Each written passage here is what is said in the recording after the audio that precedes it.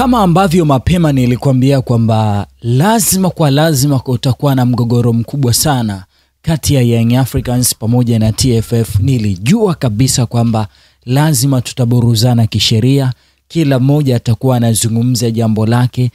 Nilijua kabisa pasi kupepesa macho kwamba tutafikishana kwenye maeneo ya kisheria na kila moja atasimamia anachokiamini. Bodi ya Ligi Kuu Tanzania Bara itasimamia anachokisimamia, Young Africans watasimamia wanachokisimamia. Hakuna mtu hata mmoja atakayekubali kushindwa katika hili. Nilikuwa najua mapema kwamba lazima tutafika hapa tunapofika, na utabiri wangu unaendelea kukwambia kwamba lazima tutapita kwenye wakati fulani ambapo tutapita kwenye wakati fulani ambao inawezekana ligi ya msimu huu ikavurugika na inawezekana bingwa akapatikana mezani. Haya yote yanawezekana kabisa. Kwa nini? Siku ya jana nilikusomea kila ambacho Bodi ya Ligi Kuu Tanzania Bara walichowaandikia Young Africans mara baada ya Young Africans kuandika barua ya kwamba wao wanahitaji pointi za mezani. Ninaomba nikusomee kila ambacho jana nilikusomea. Bodi ya Ligi Kuu imeijibu Yanga barua yake ambayo ilikuwa pamoja na mambo mengine, inataka ipewe alama 3 na mabao 3 kwenye mchezo ulioahirishwa tarehe 8 Machi mwaka 2025.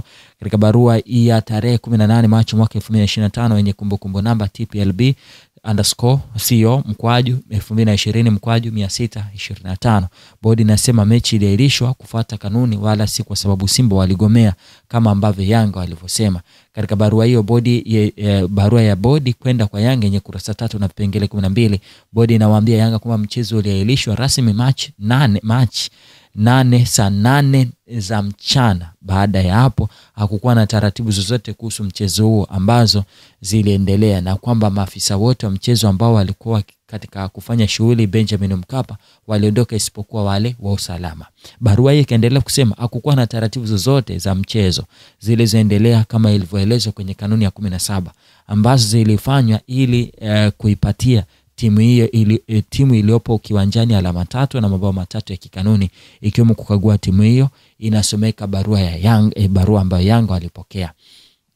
Bodi aidha imesema waliita kikao cha dharura cha kamati ya uendeshaji na usimamizi wa ligi baada ya kupokea ripoti tofauti na zenye mfululizo wa matukio yaliyojenga misingi mgogoro uliotokea tarehe 7 Machi mwaka 2025 pale Benjamin Mkapa wakati Simba wakitaka kufanya mazoezi. Kutokana na umuhimu na unyeti wa taarifa zilizopokelewa na zingine zilitishia usalama, vitisho, tuhuma za rushwa ambazo zilichukuliwa kwa umuhimu wa kipekee kwenye soka, kamati iliona umuhimu wa kuahirisha mechi ili kuepuka changamoto za kiusalama ambazo zingetokea kabla au baada ya mchezo, ili kujipa muda pengine kuhusisha vyombo vya kiusalama vya kitaifa vya uchunguzi, ilisema barua ya bodi kwenda kwa Yanga.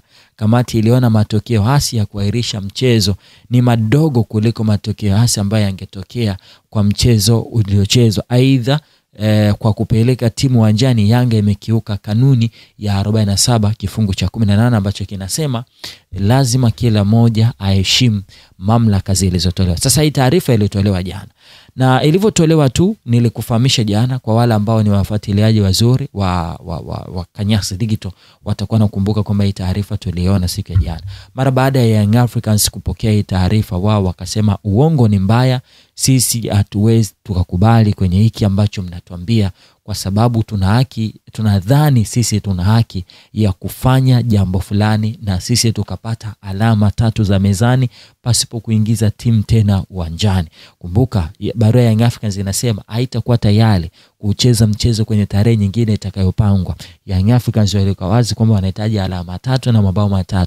Young Africans wakaweka wazi kwamba hawana imani na Bodi ya Ligi Kuu Tanzania Bara. Waliowaandikia barua ni Bodi ya Ligi Kuu Tanzania Bara ambao Young Africans walishayaonesha kutokuwa na imani nao. Young Africans sasa, breaking news ni kwamba baada ya Yanga kutoridhishwa na majibu ya TFF, jana jioni wamefungua kesi ya malalamiko kwenye mahakama ya usuluhishi wa michezo CAS Yanga hawana imani na bodi na wameshindwa kukubaliana kabisa na majibu ya barua iliyotoka, na hivyo wameamua kusonga mbele CAS kudai haki yao. Tayari malalamiko yamepelekwa CAS, kinachosubiriwa ni taratibu za kesi hiyo zitakapoanza kusikilizwa. Sasa mimi nikasema sio mbaya, wacha nipite kwenye kanuni nione zinasemaje juu ya masuala ya kukata rufaa na vitu kama hivyo. Uzuri kanuni za ligi kuu Tanzania bara zinaeleza mambo mengi. Sisi tu ndo tumekuwa ni wavivu wa kuzisoma maybe. Kwanza kwenye eneo la rufaa, kanuni ya 25 rufaa inasema upande wowote unaopinga maamuzi ya malalamiko ama mengine yaliyofanywa na chombo husika unaweza kukata rufaa kwenye kamati ya rufaa husika endapo utaratibu wa chombo cha kanuni zilizofanya maamuzi vinaruhusu kufanya hivyo. Kamati ya rufaa na nidhamu ya TFF ndio chombo cha juu cha TFF kusikiliza rufaa zitokanazo na maamuzi ya kamati ya nidhamu ya TFF. Lakini wanaendelea kusema maamuzi ya kamati ya rufaa ya nidhamu ya TFF yatakuwa ya mwisho na endapo mrufani ama mrufaniwa hatoridhika na maamuzi ya kamati hii, apeleke shauri lake mahakama ya usuluhishi na mashauri ya michezo ulimwenguni CAS. Sasa ni marufuku kupeleka malalamiko yoyote dhidi ya TFF, TPLB kuhusiana na uendeshaji wa ligi kuu katika mahakama za kawaida za kisheria. Klabu ama mdau yoyote atakayepeleka malalamiko yake katika mahakama za kisheria atachukuliwa hatua kali kwa mujibu wa kanuni za maadili za TFF. Kanuni inaendelea kusema malalamiko ama jambo lolote litakaloamuliwa na kamati nyingine za TFF, rufaa dhidi yake itafuata taratibu wa kanuni ya kamati hizo kwa mujibu wa utaratibu wa TFF, na uamuzi wake utakuwa wa mwisho endapo tu jambo liloamuliwa linaweza katiwa rufaa kwa mujibu wa kanuni hizi na za vyombo hivyo. Kamati ya rufaa itasikiliza rufaa kupitia maamuzi yoyote ya kamati ya nidhamu ya TFF, maamuzi ya vyombo vya bodi ya ligi ambapo yanaweza kukatiwa rufaa. Wahusika wote watakaohitajika kwenye shauri la rufaa watajulishwa siku na mahali na muda angalau siku 5 kabla ya siku ya shauri